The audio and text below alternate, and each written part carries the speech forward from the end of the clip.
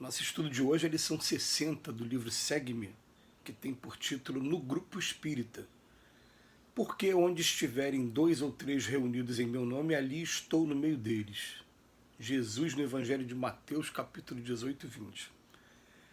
Compreendendo-se que cada obreiro da seara espírita cristã incumbe-se de tarefa específica, é forçoso indagar de quando em quando a nós mesmos o que somos no grupo de trabalho a que pertencemos.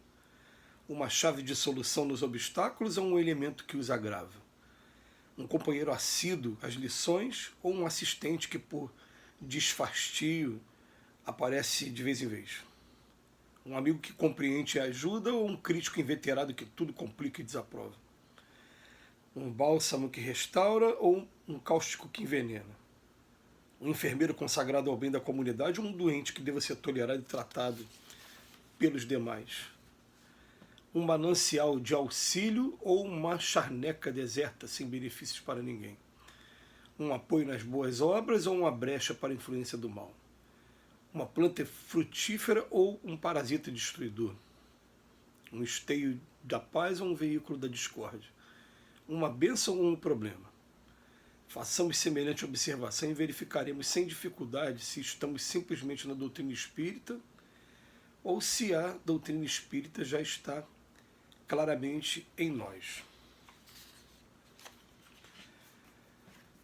A gente está sempre trabalhando uma mensagem trazida pelo Dr. Bezerra de Menezes e que ficou gravada no livro Seara Bendita, um livro escrito pela equipe de Hermance Dufour, na virada do século, como orientação ao movimento espírita de maneira geral.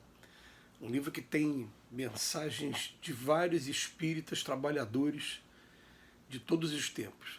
E o Dr. Bezerra de Menezes, ele começa dizendo que essa terceira fase do espiritismo, se a gente for considerar de 70 e 70 anos, a primeira de 1857 até 1927, em que os primeiros espíritas eles desbravaram o terreno, o caminho, foram heróis da tenacidade e da paciência também para trazer uma ideia nova, e a resistência às ideias novas, o sarcasmo religioso.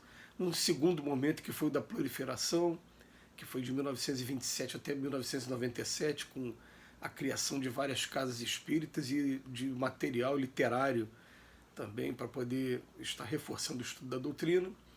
E essa terceira fase que o Dr. Bezerra de Menezes diz, ele fala que é o período da atitude, o período em que o espírita ele não deve estar mais se limitando apenas a ir à casa espírita para assistir reunião pública, que está na hora dele também participar do processo de regeneração, dando o seu quinhão, fazendo a sua parte. Então o que acontece? Nesse conceito, o Dr. Bezerra convida a todos, e é claro que cada um de nós se encontra num processo evolutivo diferente, todos com o mesmo fim, mas cada um numa etapa diferente. Então, na casa espírita, estaremos levando nossos defeitos, cada um defeitos diferentes também. O Emmanuel nos convida hoje, através da leitura de cada frase, a gente fazer uma análise muito profunda sobre qual tem sido o nosso papel de colaboração nos trabalhos que estão acontecendo. Os espíritos, eles, em primeiro lugar, eles vêm reforçando para a gente a necessidade de retorno às atividades presenciais por uma questão bem simples. A casa espírita é o ambiente preparado pelos espíritos para tratamento. A doutrina espírita ela não é somente o estudo, a gente precisa também de ter esse apoio fluídico, esse envolvimento dos espíritos, e também a casa espírita ela vai desempenhar o mesmo papel que desempenhava a Casa do Caminho, lá no Atos dos Apóstolos, com Pedro e Tiago, dar os primeiros socorros, prestar boa nova ao hospital e também escola, para no final ser uma oficina de trabalho. Então, a gente voltando para as atividades presenciais, eu, por exemplo, pertenço a uma casa que, para poder fazer com que o povo voltasse a frequentar a casa espírita, suspenderam todas as atividades online. Tem uma atividade só online que acontece de um curso que foi pedido permissão para que fosse feito de maneira híbrida. E abriu-se a exceção, mas até os cursos falaram, não, vamos fazer aqui presencial, porque a gente explica o seguinte, quando a gente vai falar de curso, por exemplo, uma coisa é você estudar em casa, você está estudando a doutrina, acompanhado aqui do teu anjo da guarda e de alguns espíritos familiares. Quando você vai estudar na casa espírita, você não está vendo, você está acompanhado dos mentores da casa espírita. Então as ideias que vão estar aqui circulando em nossa mente são completamente diferentes das ideias que virão em nossa casa. Então diferentes, eles vão estar convergindo para o objetivo do estudo, tudo bem. Mas diferente porque alguns pontos que você não estaria abordando, os mentores da casa, por estarem com essa preocupação com o estudo, vão estar trazendo para a gente através da intuição.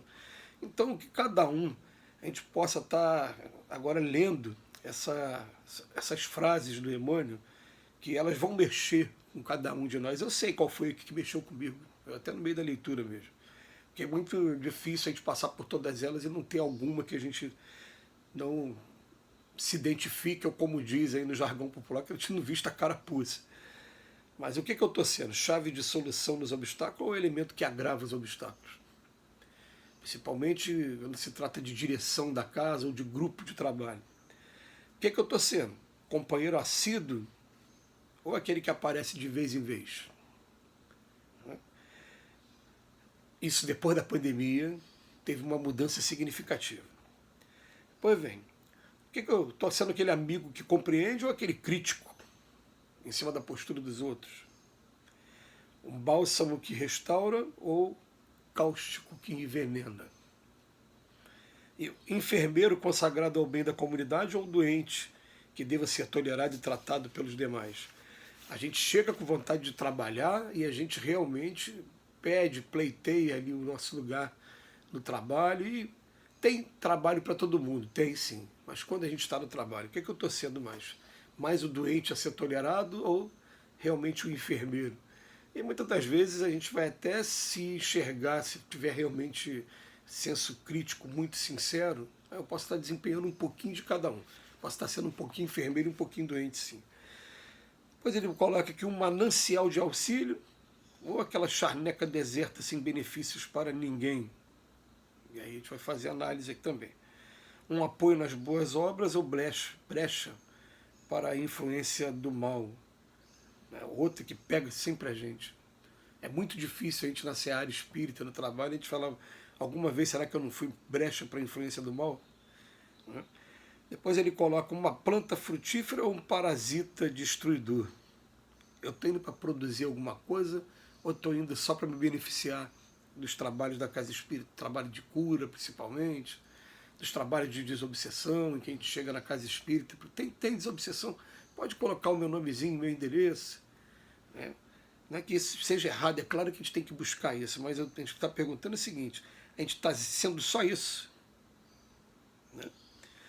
Depois ele fala um esteio da paz ou veículo da discórdia. Isso realmente, gente, mais uma vez a gente vai ser obrigado a tocar aqui num assunto que tem alguns companheiros que eles continuam insistindo porque a influência espiritual é muito grande, mas continuam insistindo na discussão política, na polarização política, nos ataques. O candidato que perdeu, o candidato que ganhou, e, meu Deus, ainda continuam sendo veículo de discórdia e de falta de respeito pela opinião dos outros. Ele fala depois, eu estou sendo o que no final? Uma bênção ou um problema? É uma reflexão muito profunda, muito profunda. Eu conheço companheiros, por exemplo, que têm a oportunidade de trabalhar online.